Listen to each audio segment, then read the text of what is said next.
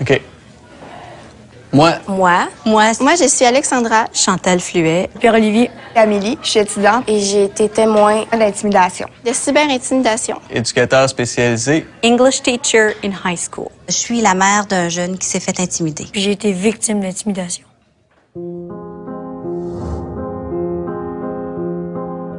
Les gens l'ont rejetée. Ils ont commencé à l'insulter puis à rire d'elle. Il y a des personnes qui le traitaient de nom, qui s'amusaient à déformer son nom pour rire de lui. Puis parce que je dansais, ben j'étais un moumoune, un fif, un homosexuel. En fait, c'était à l'école. J'étais chez nous. Sur mon ordi, sur Facebook. C'est en classe. C'est sûr que ça se passe majoritairement pendant les pauses puis pendant le dîner, Ça se passait sur le retour de l'école. où est-ce que la surveillance est un peu moins grande puis les élèves sont un peu plus laissés à eux-mêmes.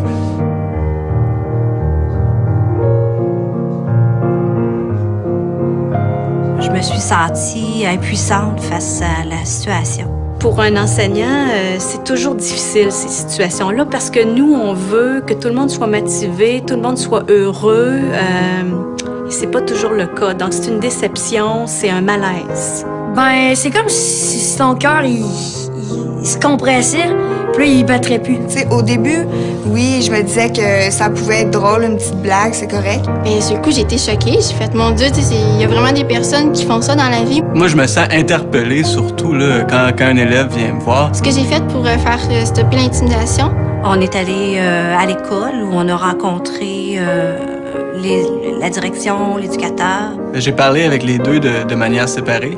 j'ai fait capture d'écran pour pouvoir ensuite tout montrer à mon professeur.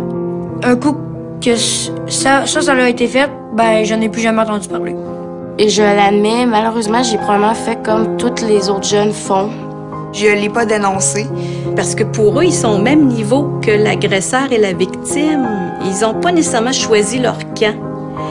Et là, moi, je suis le guide. Je suis la personne adulte qui peut agir. Souvent, je me fais accrocher quand je passe à quelque part. « Oh, t'aurais-tu 2 minutes pour me parler? » C'est souvent comme ça qu'ils vont rentrer en relation. Ils n'iront pas nécessairement vers toi. Il faut que tu sois proche des élèves. Aujourd'hui, si j'étais témoin, c'est sûr que j'interviendrais. Parce que, justement, je regrette d'avoir rien fait à ce moment-là. Puis j'irais dénoncer la situation à un adulte ou un intervenant. C'est la rapidité d'intervention de l'école où mon garçon allait qui m'a vraiment impressionnée. Je suis allée chercher de l'aide, psychologue, de TES, direction adjointe, parents même. J'ai senti qu'il prenait en charge, puis qu'il s'intéressait, puis il voulait pas que le comportement se reproduise. Ça c'est soulageant pour un cœur de mère. Souvent, ça va me faire ma journée. Je vais arriver le soir, je vais être content. Je vais me dire, j'ai peut-être fait la différence pour un élève aujourd'hui. J'étais fière d'avoir aidé quelqu'un à sortir de l'intimidation. Je me sentais bien. Ça a vraiment été un sentiment de libération. Comme si, admettons, t'aurais tout le temps été dans une cage que tu pourrais pas bouger, puis là, d'un coup, tu sortais, puis là, t'étais libre. Oui, comme enseignante, comme pédagogue, je dois agir. Moi, j'ai agi. J'ai agi. Moi, je vais agir. Moi, j'ai agi. Moi, j'agis tous les jours. Contre l'intimidation.